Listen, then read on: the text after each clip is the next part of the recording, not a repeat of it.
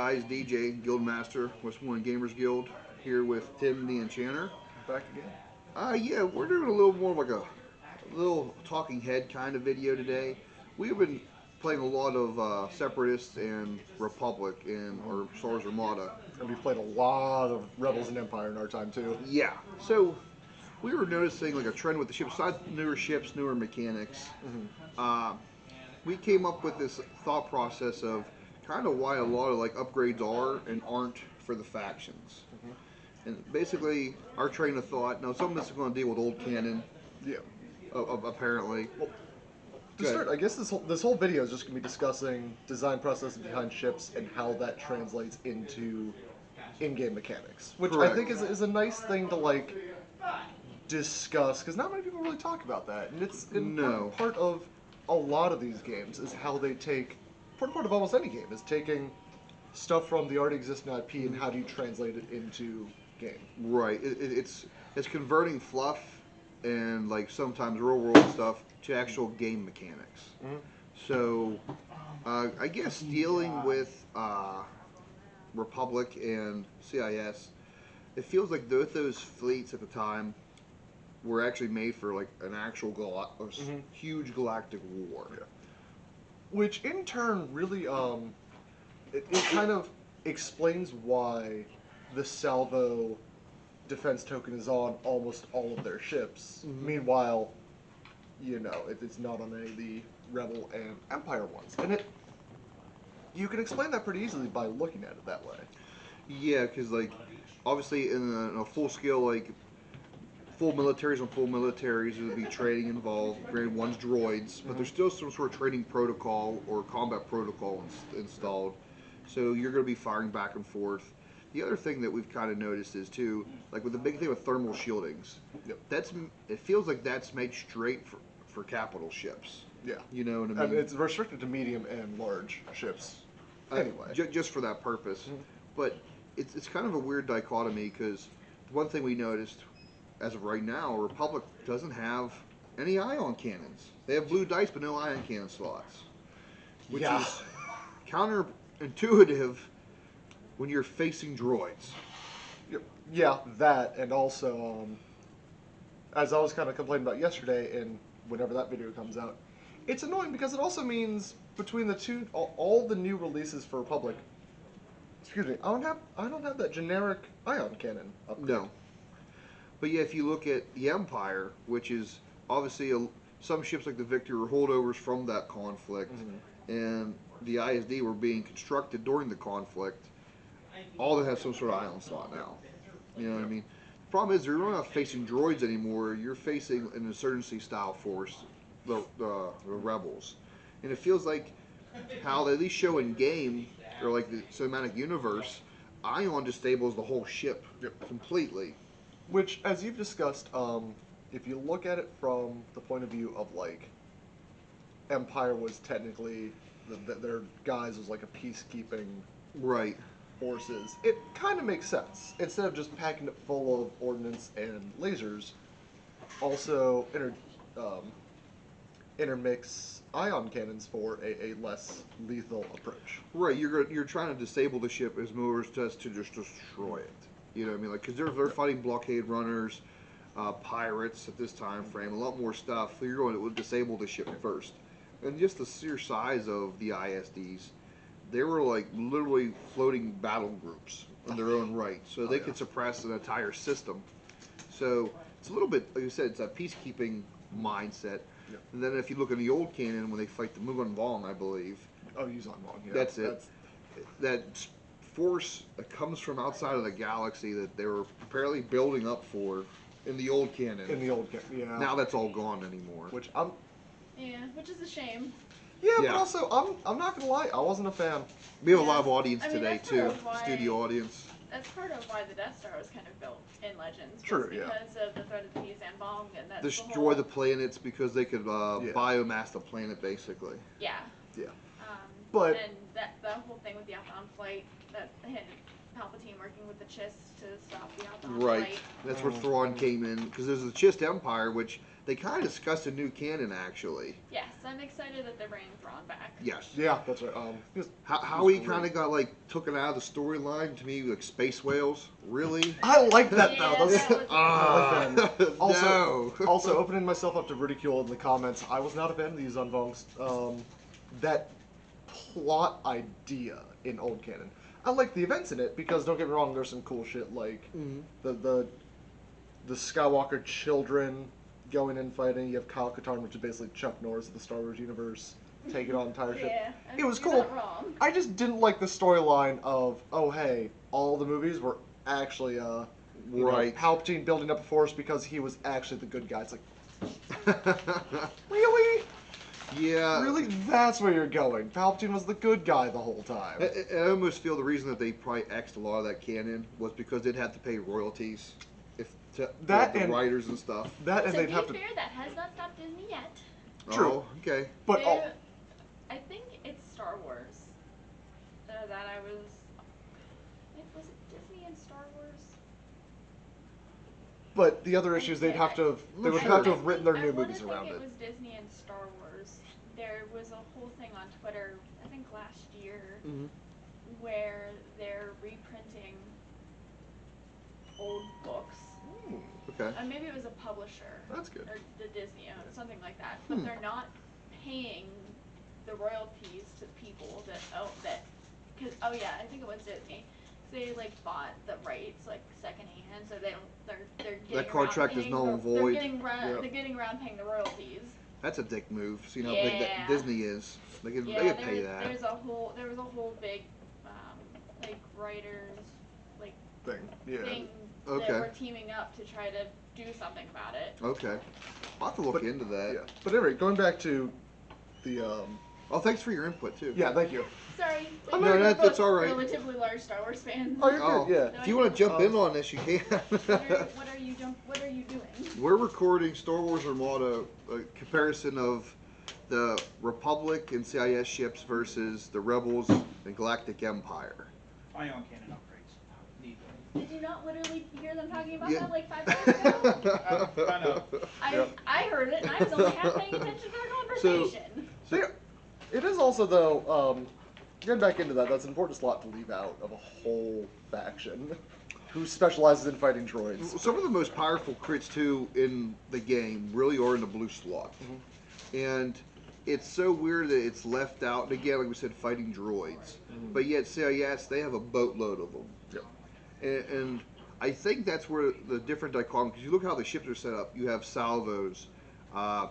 Obviously, droids have way more engineering, because obviously there's probably a lot less of the ship that actually has actual atmosphere, like life support. Yeah. Someone pointed out it'd be an interesting mechanic if like Separatists just got a faction rule if they ignore crits with the crew trait, but that get. Well, you have that defeated one balance. title. You have you have a title progress title, and I think there's that one upgrade to where if you it's 2 less to get rid of crits because of the crew. I forget what it's called all of a sudden now. I think I know. I think It's it's, like a a team. yeah, like They've done the auxiliary support- droids or believe. I think it's a support team. Maybe. So you have that kind of stuff. Yeah. But yeah, you have because +2 at this time frame when they had the Senate and everything, a lot of those governments had their own militaries. Yeah. They had their own fleets, everything, their own military structures. Are we talking the? This which is more like the number? Republic, the time of the yeah. Republic. Yeah, before they unified under one army. Right, and then when the Galactic Empire took over, a lot of those probably fell by the wayside more so than others. Yeah. So there's that whole kind of weird dichotomy. So everyone had access to way more like actual warships. I saw it in a video once, and they explained what it was. Dichotomy. Yes. I was like, that's a big word for you, DJ. I can't spell it though. I can't it's spell okay, it neither at can I. all.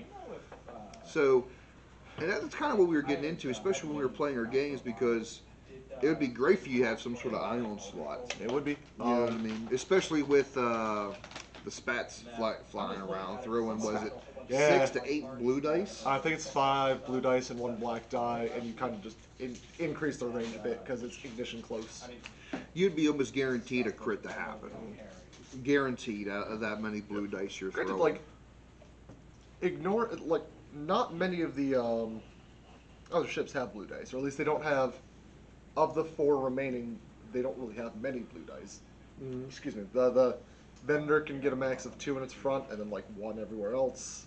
I think almost all the, as of right now, if I'm thinking correctly, out of the Separatist capital ships, obviously, I don't think the hard cells have an ion, nor does the Recluse, but the Maleficents classes all have an ion slot, as well as the Providence.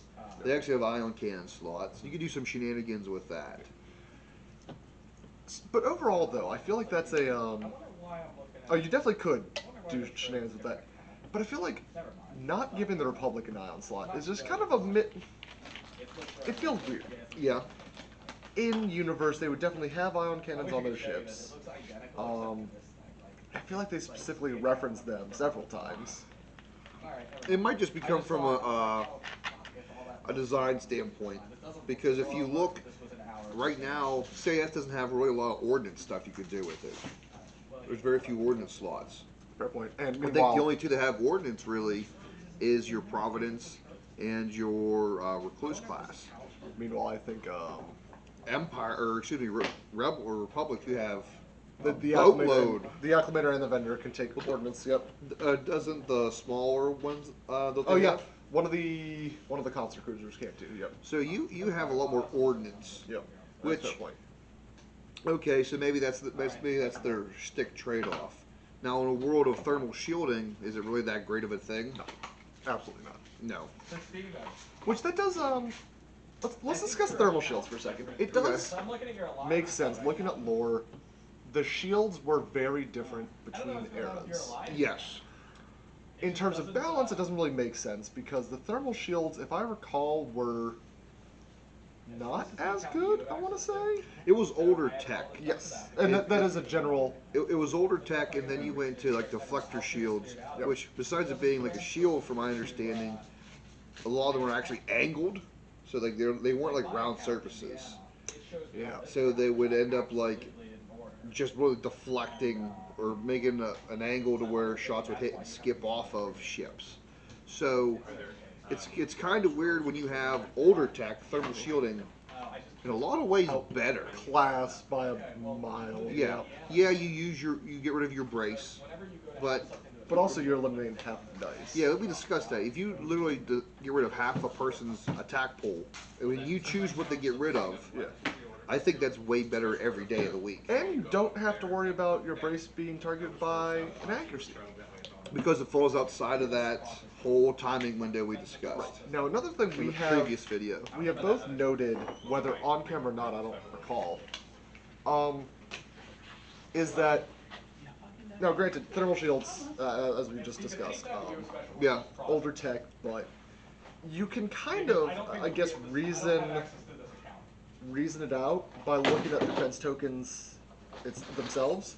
Yeah. I don't think any of the Republic or CIS have doubled up defense tokens. Meanwhile, Republic... no, they don't have any. Yeah, meanwhile, Rebels and Empire, almost all their capital ships do. Star Destroyers have, I think, a brace and 2 redirects. They have And the contain- redirects, and then the MC, was it 60 or no? The MiG-80 The MiG-80 Home 1. Yeah, MiG-80 Liberty also has 2 braces. Oh yeah, the Liberty has 2 braces. Yeah, and a 2 redirect. braces. And then I want to say the Home 1 has a brace and 2 I want to say the Home 1 has identical defense tokens to a Star Destroyer, but I could be wrong. And I guess you could make this point. If you look at a lot of the CIS ships, almost all of them have 4. Just baked into them, 4 to 3. And I can almost see that being like, obviously, way more damage control, better training damage crews. 4 to 3 defense tokens? Yeah. Okay, yeah. Sorry, my brain just... Like yeah. you have the hard cells. It's a small base ship with a brace. Mhm. Now, the only other small base ships I can think of that have a brace into them, really, I think, are the Raider. Yep. And Does the light cruiser... CR-90? Does it have a brace? CR-90 absolutely does not. I don't fly Evades. Rebels really a lot, so I'm not sure. Yep.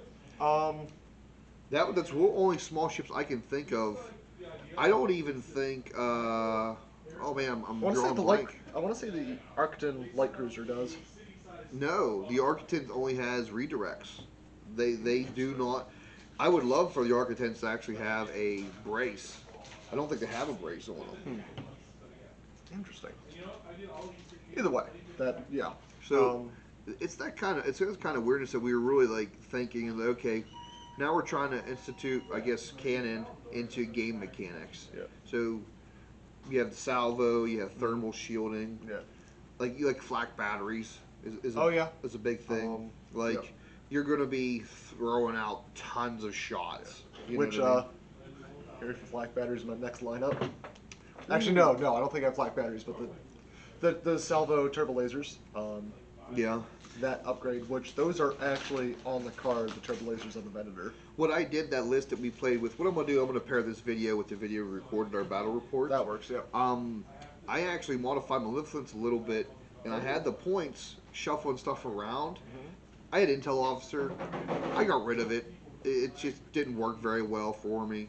Something did pretty good, but what the problem was, instead of keeping it simple, stupid, it gave me more options than I really needed. That's you fair. know what I mean? Fair, yeah. So trying to maximize all your upgrade cards in one shot messed up my order in which I used them. Because of that, I literally messed up 2 times I could have one-shotted 2 of your ships. Yeah. Now, granted, we were playing for fun. If it's a more competitive environment, it would have been huge. Yeah. The Recluse would have probably died. Maybe. It might have fared a little bit better. Hard to tell, yeah. But, so you have that kind of stuff going on with it. So I dropped that, and I was actually put the XX7s, the salvo turbo lasers on Maleficence. Oh, that's the DBY. God, how do I know these things off the top of my head? Well, I have those on there now too, so whenever I salvo, I could go ahead and turn a dice to a face with a crit. Which is super nice. Which it guarantees at least 1 hit off of the salvo. It guarantees it. If you're in black dice range, either through flak batteries or not, that's guaranteed 2 because it doesn't say crit with only 1. Well, Maleficence, they only have 2 red dice in their salvo. Oh, okay. So, like, I'm hitting you with 1 of those dice. It's guaranteed I'm hitting you with 1. For the vendors, since they have black die, it's real nice. Yeah. Because that's just like, a face with a crit? Yep. I'm glad that's in there. For sure. Flotillas. I've heard a lot of people talking about why we don't have flotillas for those 2 factions. That's right. Yeah, we were discussing this. I think it's fairly easy to kind of explain with the Republic. Actually, with both sides. They didn't really have small transport-esque ships in the sense of the Rebel transports or the Gazantes. Like, the Gazantes, they were developed as literally, like, anti-pirate operations and or like presence patrol, basically. You would have a flotilla, which would be 2 or 3 in a battle group with like ties each. Yeah, with like basically a squadron of ties, and they would keep the peace in the in like little sections of the galaxy. In Rebels, they demonstrate it perfectly because in the show Rebels, because the Ghost takes on those kind of flotilla groups, 3 of them usually at a time. Yeah. Ghost take them on, and now granted, plot, the Ghost would be usually fine. They kind of try to make it. They make it seem like the Ghost is taking a beating, and that made sense. It was, if it weren't for the fact that that's a beefy freighter that full of the main characters, that's a sufficient group to take on pirates or just small. And then reading in some of the newer fluff, like the new Thrawn book, like his new backstory when they were talking about, he spends part of his initial career on a Gazanti. Yep. And like they talk about anti-piracy operations, and then besides just having a shuttle going down, Gazanti can land on a planet and offload its troops if it really wanted to. And then obviously plus they can transport the walkers under there. Yeah. They've shown them, I think, in Battlefront 2. They're dropping them. Yeah, they transport either 4 ATSTs or 2. They do a combat drop with them. Yep. Which is really cool. Yeah. But meanwhile, on the flip side, now granted, A repurposed freighter is what the rebels have. Literally is all that is. It's a repurposed freighter. Oh, the transport. Yeah. Meanwhile, on the flip side, Republic and Separatists, they don't really. Granted, like the Separatists use. You see the Separatists use the Croc sometimes. Separatists use some like smaller transport. Well, they had that larger, it looks like a giant flying T that would drop troops on stuff, but that was just for dropping troops. There was really no like small attack craft, I should say. Yeah. Plus, they needed bigger, beefier things because Right. most of their support ships were going to get stuck in. That's why you'll see I like the Pelton now Yeah. because it's as a support ship it is durable. Right. It even threw enough dice to take out the The Recluse. yeah. That was what finished off the Recluse in our game. Plus, like brace, redirect, evade, it can take with decent shields, a support team slot. Well, they're doing what that's the name of the ship, or doing what they intend to do, which is support. You're not like shoehorning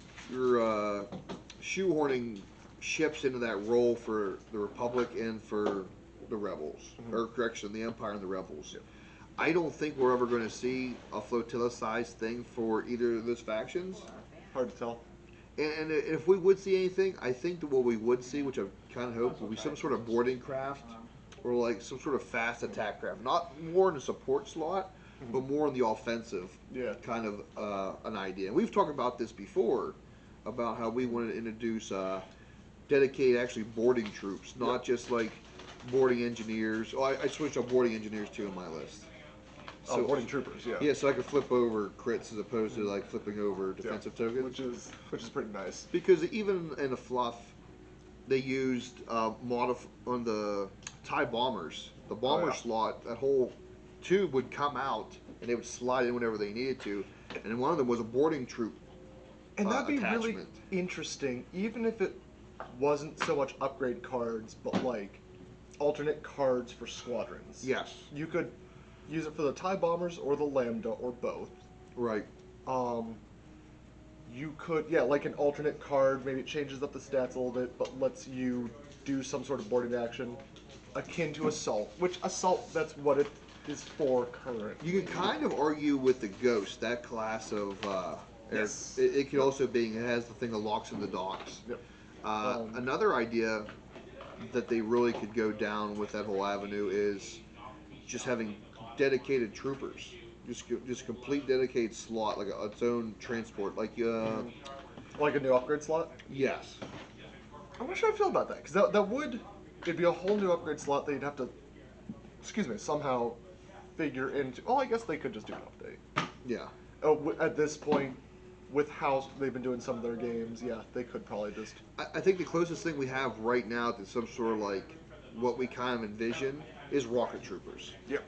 That's kind of the closest we have. You go ahead and exhaust it, which for anti-squadron or for boarding actions, kind of. You exhaust it, you put a raid token, and that's literally just rocket droids jumping onto a ship, From a decent causing range, too. causing mayhem. It's not like you have to be close. They can be like Medium range medium is range, really. You can hit people a lot further away than they realize, which in our game that actually happened a couple of times. See, as far as like, in my opinion at least, I don't really want an upgrade slot. I think it'd be cooler to have, not necessarily cooler, but I'd prefer it as like alternate squads. If they would do like another campaign pack, and they just Maybe that, that'd be a good place to distribute it out to everybody. Plus, like, obviously, the Separatists and Republic will get a second squad pack. I can guarantee you we'll see the gunships in those. The droids have their gunship. We'll see the droid gunship for certain, and we'll The see clone gunship. the clone gunship, which I believe it's an X-wing now, isn't it? Oh, the clone gunship, yeah. I have like 2 of them because they're really cool looking. Which is goofy because it's really an atmospheric transport, but I guess so was the clone. I guess so was the droid gunship. Really, it was more atmospheric. That they're like, oh, guess what? It's in space. But both of them can go back and forth. I believe the clone gunships have like ceiling doors. They actually fully. Well, I guess when you They see them in the fully movie, like they have the vents open on them, so whatever. Yeah, and they'll show in like I think the cartoon shows like whenever it goes in atmosphere, the vents will open and then the door opens. Oh, okay. Yep. So they can be fully pressurized. Okay. Interesting. I think definitely that one you could have it have the boarding action because like besides it flying around doing whatever, it's gonna carry troopers. Hell, they could release a single squadron pack. Because now that I just thought about this, they could release a single squadron pack that encompasses all 4 factions. With, though I'm not sure how I feel about that. With like 2 sets of clone gunships, 2 sets of droid gunships, 2 sets of U-wings for the rebels. Oh yeah. And 2 sets of TIE Reapers without having to make new cards for existing.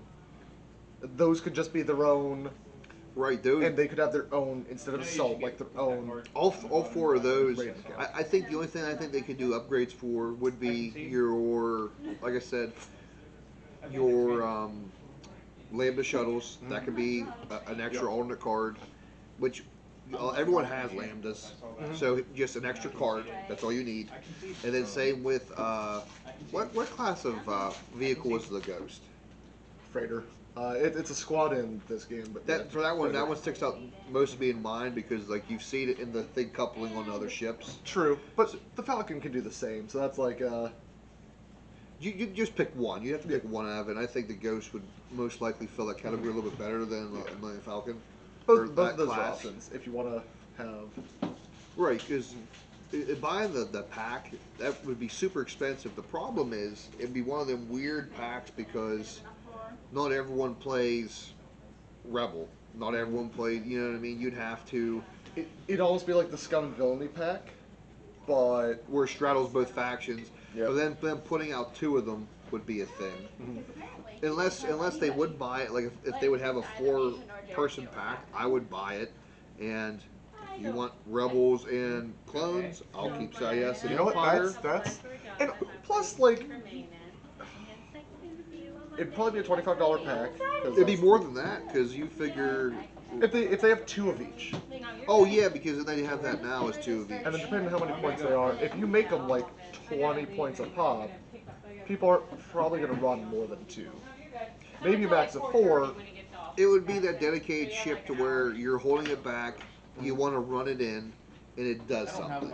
And then once it offloads its, I guess its cargo slot of troopers on board, and then it just flies around and harasses. The only thing you'd have to monitor is its interaction with what the hell, rapid launch bays. I think it would be all right with rapid launch bays. You know, yeah, maybe. Because that just fits that whole fluff. You're getting within range. You're gonna fire boarding torpedoes or whatever science fiction universe you're in. Yeah. And all of a sudden, the Lambda shoot out of the side, or the clone gunships shoot out the side because they're within close range. And you could probably set it up to where as soon as they come out, they'd be able to latch on. Because if you think about this rapid launch base, how many can you really fit into a ship? 5 at the max, and that's on the Venator. And you're really banking on that strategy. Like, it would be awesome. It would look thematically cool on the tables. Yep. Practically, Yeah. you'd be lucky. You'd probably have 2 on each ship. Also, And then it takes about. Plus, the problem is there's so much competition for that slot right now with reserve hangar decks for extended hangar bays. Yep. Like, there's a lot of competition for that slot right now. now, also, another thing I just realized. I know, like, this kind of turned into a ramble sesh, but that's okay. It's kind of what we want it to be too. Yeah. Just like giving the ideas. Hash out some ideas. Now, one thing I kind of thought about, not many people really paid much attention to the upgrade card hyperspace rings, Yeah. and the idea that gives a new keyword of scout, which lets a squad just deploy anywhere as long as it's beyond distance 5 of an enemy. They're the only faction that has it too right Yep. now. That's Republic. I think something that could really change up the dynamic of the whole game. Give scout to the ships that actually have a hyperdrive. Those squads that actually have hyperdrives. Now, how would that affect balance? I think it'd be okay. You could drop your heavy-hitting squads right next to your enemy ships. You're probably there's almost no way you would have a way to activate them turn 1. I think there's very few. There's probably no CIS Right. as of right now, unless they bring out the Grievous's ship has the Belblab. the Belblab has it. Yep. Oh yes, it does. The Because Belblab that's would how have it. Obi-Wan gets away from. Yeah.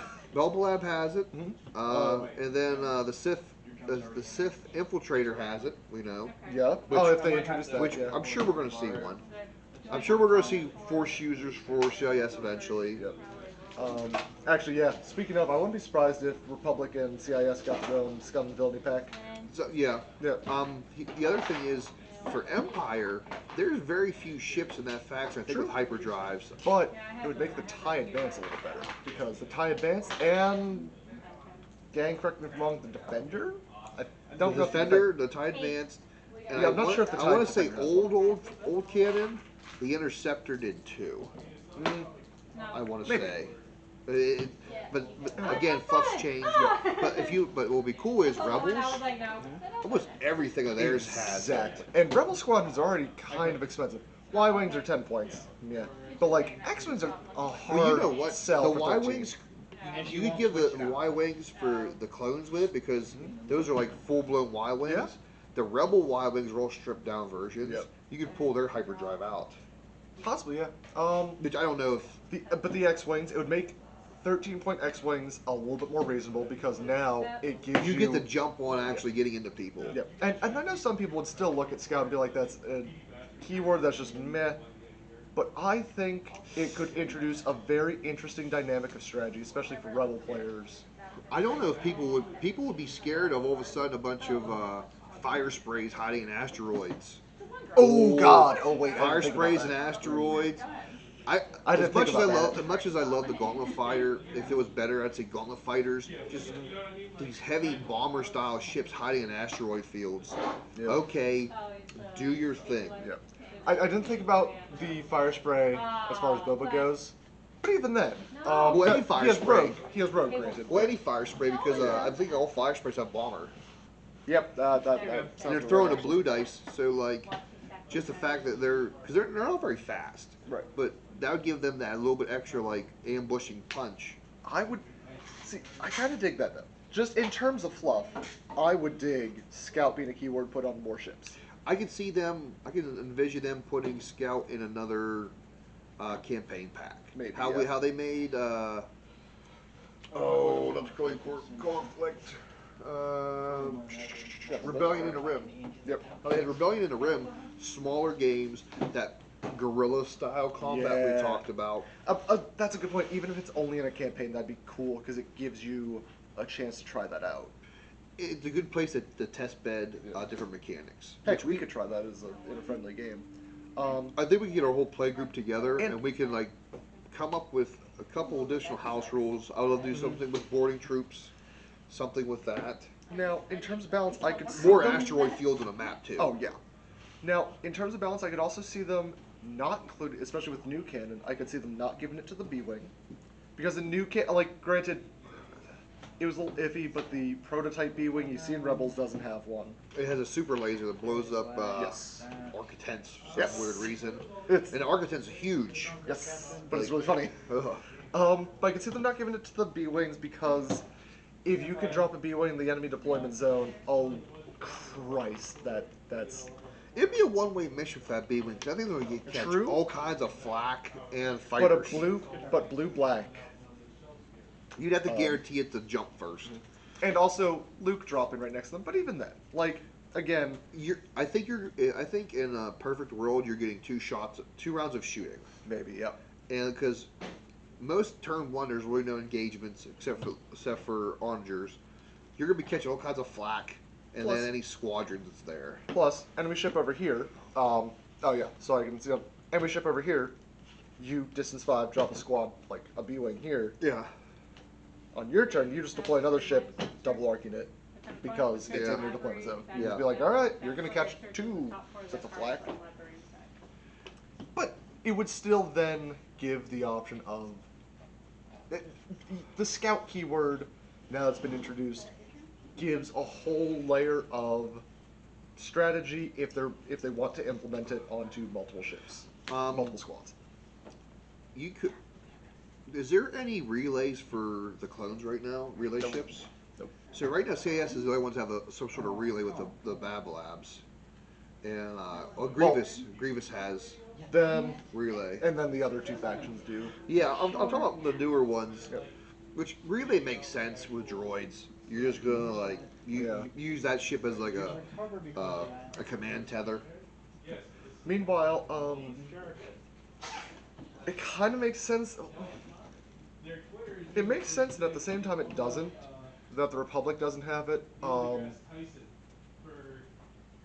not sure, because granted, the Republic usually there was a Jedi that would command them, so like you could Right. give relay to some of the Jedi, but now you make Jedi way too powerful because now they have all sorts of. They all have counter and adept, and that.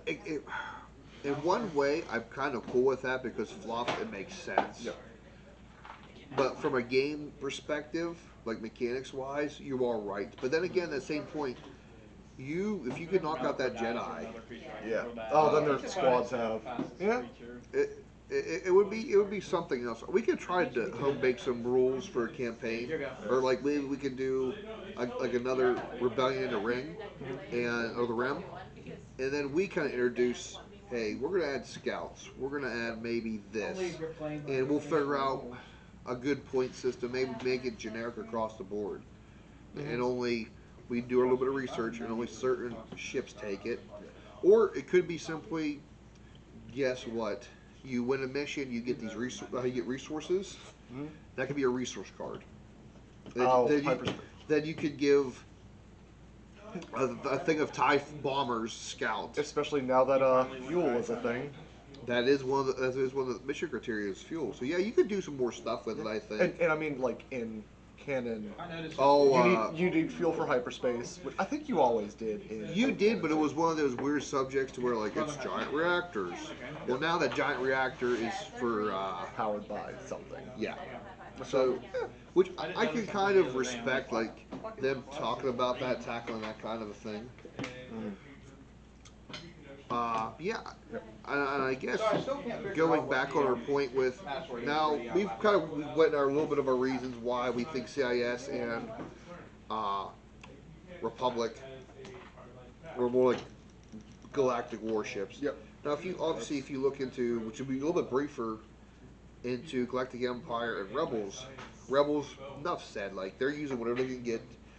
They're using old ships from the Clone Wars. Plus, you could also reason why the Starhawk then gets a salvo and the Onager, because now they are back in that war mindset. The Starhawk is designed to be a warship. Right. That is not peacekeeping. That is shoot the shit out of everything. It was purpose built. Yes. Same with the Onager. It was purpose built. And then if you look at the Mon Cal ships, they're the closest to having, because they're one of the few species or empires or civilizations that maintain their capital ships. Oh yeah, and even then, in both old and new canon, the Mon Cal ships were never specifically designed for war. In old canon, they were like pleasure yachts that they basically busted out the windows, put ray shields on, and stuck guns out them. Sounds very orcish when you think about it in 40K.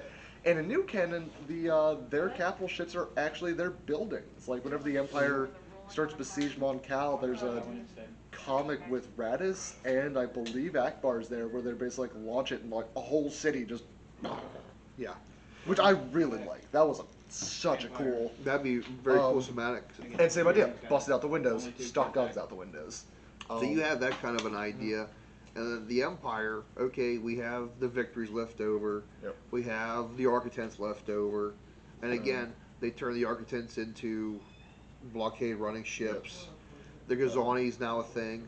You have the victories. The light carrier. Yeah. And they're all designed for, whenever you break it down, they're all designed for peacekeeping / just intimidation factor. And then the ISDs. So we're not going to, obviously we touched on old canon of why they built the ISD. Well, the new canon, the way it seems like it is a peacekeeping ship. You need to quell a sector rebellion. You send an ISD battle group, which would be like 1 or 2 pizza slices. And they have their own flotilla, basically. They send just one, and that's usually enough for most people. Like, oh god, that thing's like a kilometer long. And they have a division of stormtroopers, landing troops, everything. They have a complete combat division in each Star Destroyer. Which I like how some people, like, you look at in the little visual dictionary or visual encyclopedias of breakdown of Star Destroyer, all the shit it can carry. People are like, It's actually pretty hollow inside, actually. Yeah. If you look at it, it's very hollow because of the superstructure. Yep. Plus, and because it carries so many walkers, so many troops, so many ties. What, Ultra? And they're like, I've had conversations with people like, that doesn't seem realistic. Well, no. Because let's also face it, this is a fantasy universe. Right. So you can say a Star Destroyer carries like, what, 20,000 stormtroopers or some shit like that? I think it's like 10,000 stormtroopers. You can look at that and go, that's, you know, forego the thought of realism and realize in a fantasy universe with like a whole galactic empire, Well, that size. a combination of clones and recruits. Well, the size of the ship, you figure, it could easily hold 10,000 troops. Plus- And I could be wrong on that number. Someone's probably going to be in the comments and say, it's actually 30,000, you idiot. You know what I mean? Something like that. But they're made to be its own battle group. So there's that kind of mindset. Like, okay, here's what we're doing. We're doing like anti-partisans, so to speak, operations. We're calling this rebellion. We're not gearing up for full-blown war anymore. Yeah. And that's all they'd really ever need. With Right. a lot of, if it's not full-blown war, you need like one Star Destroyer. And that's about it. Right. Same idea with the droids had that big bubble ship. Yeah. You see in episode 2, which is, apparently goes at the center of the donuts. Oh yeah, the bubble's a command module, I guess Yep. you'd call it, that goes And- inside of. I don't even know what those things are called. Lucre Hulks. Oh, that's it. That's the toilet bowl ship. Yeah. Slash- Sounds like a D&D monster. Here Lucre comes a Hulk. Lucre Hulk. I'm pretty sure it is actually. Pretty sure it is. But that was the same idea. Was inside was Yeah, like droid enough. factory. Yeah, enough droids to take down a whole planet. That's why there's a shit ton of them. And that's whenever the clones attack Geonosis. No, in some of the video games, and I think in the movie. You blow a couple of those up. Yeah, they were like, shoot those and only those. Blow those things up. Right, because those would go inside the, Yep. the ring itself. Yep. And then the rings hyperspace out, go to another system, drop one off, and one is enough to take down most basic planets. Right. So it would be an ISD equivalent. It's actually probably more terrifying since it had its own. I'm sure it has its own processing facility and everything. It has its own manufacturing facility inside. Yes. Which I'm also intrigued to see how they implement it. I don't think it's gonna be a huge ship, like a super Star Destroyer size in Armada. But Well, I do feel like they're gonna make If it. you look at, go ahead, finish your thought. I feel like they're gonna make it its own base, because even on a large ship base, a huge ship base as defined by the Super Star Destroyer wouldn't really work for it. No. But a large ship base is too elongated. I feel like it's going to be on probably a square-sized base. Well, look at the Starhawk. It's considered a huge ship technically, No, it's a large ship. even with 4 command dials. Yep. It's just considered a large ship. Really, I thought that was considered huge. Nope. It's big as shit, but it's only considered a large ship because it's on a large base. Huh. Yep. Well, I thought for sure it was, but if it's how it's not, it's interesting because I don't. That's really the Rebels don't have any huge ships then at that point. They wouldn't until like the Radis is built for the Resistance. Oh, excuse me. The Radis is just a giant non-cal. Which I really hope they don't introduce Resistance. I don't think they will and because First Order. As I much don't as think some of there's the First enough. Order Star Destroyers look cool. But I also just don't think there's enough. The First Order has that's their Star Destroyer, which is, mind you, like twice the size of a regular Imperial Star Destroyer. The Snoke ship, which there's no way you could even make that in this game reasonably, because it is as long as the Super Star Destroyer, and then like a gazillion times wider. Yeah. And that's about it. Maybe a couple small ships, and then Everything the Rebels had, or the Resistance had, is is basically what Rebels had. exactly. Yep. Like Which I don't want to get their in that. blockade busters are just if you look at the breakdown, it's just a CR-90 with like a hammerhead and a few more engines strapped on it. Yeah. Which I do kind of dig, because I do dig that, because they definitely look at it like the Resistance is just the rebellion reformed, so like, Yeah. how would their ships be reformed? Right, and I don't want to get the whole political structure of the sequel movies irritates me the most. Oh yeah, 'Cause it which makes is fair. no sense, Um, and I don't want to get into a bash session because I did Yeah. enjoy the movies. Oh really? I enjoyed them, No, that's not and my favorite character is Kylo Ren.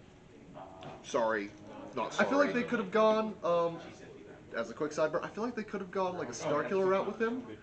Once you see him in episode 7, where he just like gets super pissed off and just starts unleashing on things. I like his character development. I like it clear up to the end. Yeah. I do wish he hadn't died. Spoiler alert. Him and Rey made macaroni and cheese and had gray Jedi babies. Guess what? Destroying the Jedi Order and the Sith all in one move. Bring balance to the Force.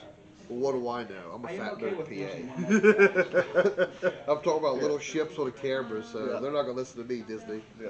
But still, like, I enjoyed the movies as well. Anywho, though, back to Armada. Yeah, I don't think there's enough to include those factions. No, in this. no. I've seen a lot of people 3D print models and Yeah. like use them as fill-ins, which is kind of cool. Also, same with Legion. I don't think there's enough. Like, the Resistance has foot soldiers, and that's about it. And then First Order has their like rainbow of stormtroopers because which are just stormtroopers in new armor. yep.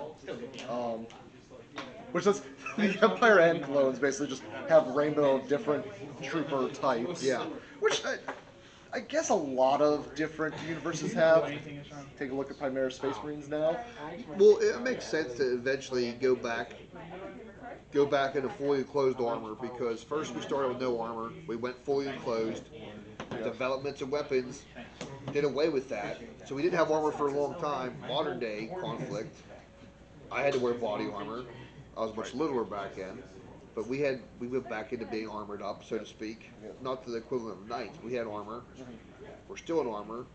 I feel eventually we're going to go back to being encased again in armor until technology comes in that can defeat it, and then we might go back to having no armor again. Or if we get lasers, once we get las guns. I don't think lasers would do as much damage to an actual armor thing as people would. I think you need kinetic energy weapons for that, like Absolutely, yeah. projectiles with mass behind them to transfer energy into the target. Unless you can actually, we're getting into like real life stuff. We're real deep now. Unless they can make a transportable laser rifle that can actually melt through armor with a single shot, and even then, its lethality against a human being isn't the best because lasers typically cauterize the wound as it goes through. Well, you think it's burning flesh, it's causing stuff to explode. Here's the other aspect of it. People talk about laser weapons. Think about this: if a person's shooting it, okay, you use a laser pointer on a bore set of a rifle. Okay, when you're holding it down range, it's doing this numbers. It's all over the place. So when you shoot somebody, it's going to be all over the place. Oh, yeah. So you're going to have this really jagged-looking burn mark, which, again, if you're wearing some sort of ceramic armor, I feel you're heating up a larger area as opposed to one point. So I think the armor, you'd be burnt like a son of a bitch, but I don't think it would cut through the armor. Yeah. We went real deep. We're getting. We went real deep. This video definitely went to a ramble session. We went. This is real life. This is a plasma-based weapon that just hits and burns, which is apparently what most Star Wars weapons is based on. Is plasma-based. Yeah. The blasters, like everything's a plasma-based weapon. Yeah.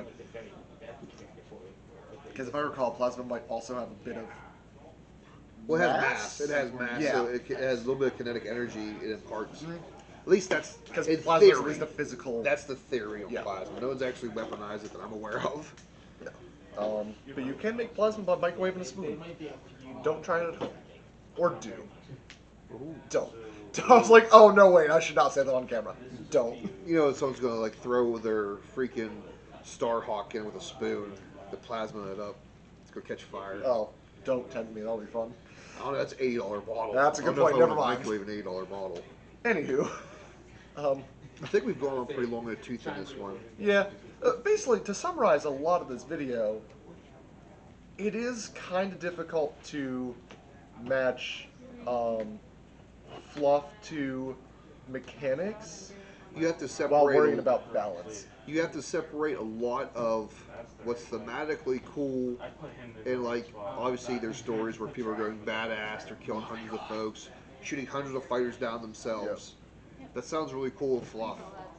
But you try putting in a game mechanic where the game's supposed to be fun and somewhat balanced, it doesn't work. Yeah. Because, okay, you take your one Luke Skywalker and I'll take 30 TIE fighters.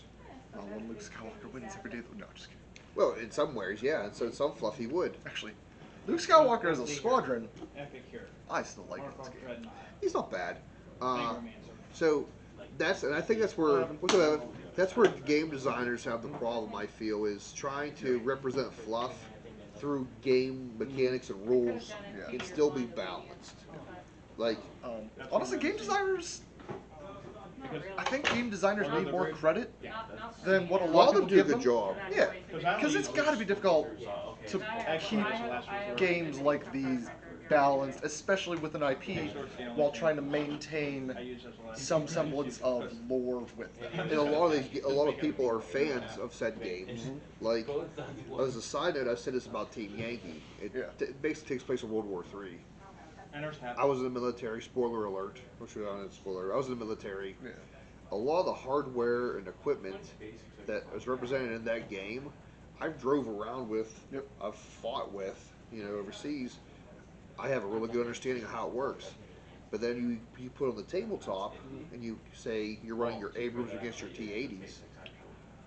A lot of like in reality, the Abrams smoke T-80s. Oh yeah. Oh, it They absolutely smoke would. them. But for a balance aspect, it would be fun. Okay, I'll take my couple Abrams, all your T-80s, we'll have a turkey shoot. This will be fun. So you had to you have to. I find myself doing all the time is pulling my real world experience, like withholding my disbelief from the game. Yeah. Because at the end of the day, you have to balance it out and still be fun. Yeah, it's fun. yeah. It's fun me shooting all your tanks and you can't do anything about it. You won't have a game much longer after It that. is at least a little bit easier to withhold your For science fiction. because it's not real. Right. And especially in the case of like plot armor from the movies, you can see like Luke Skywalker driving 5 crits through on a Star Destroyer. And that's and I guess even though it's science fiction, you still have people who are really deep in the fluff. They know the fluff. You have to separate that reality, air quotes, from the game. And I think designers do a great job of it. I think Armada is one of those ones that really hold on to it really well. There's a lot of flavorful aspects of the game that I find enjoyable. I think Legion does too, but that's for another day. Because that it's difficult to design that, but I think they did a pretty good job. They sure did. Yeah, honestly, they've done a good job in keeping. Yeah. Again, like there's some, especially now with stuff like Scout, if they really want to get more accurate, they could throw Scout on like, what? How would that affect balance? And that's, who knows? They might have already tried that. They might have tried that and realized like, oh God, you can park Luke right next to Star Destroyer, have something fly up, activate him, and just. Boom. Yep. That's my sound effect. Ooh, I'll try to cut that out and I'll put it in videos. I'm gonna try it. I'm getting better at editing. I'm gonna try to pull that sound bite. All right. But all right, guys, that's really all we have today. Yeah. It was more like a ramble, bullshitting session. But I kind of enjoy doing this. Yeah. It means we can take all the things we want to say in after battle reports, but can't because we're like, oh God, the ABR alone is 20 minutes, and then just chuck that in one video. Well, I think more of our Armada I'm going to start putting over to the Armada Facebook group. Yep. And then I think I might throw this out there and see how much hate we get. I like it. But all right, this is DJ the Guildmaster with Tim the Enchanter. All right, guys. Until next time, stay safe out there.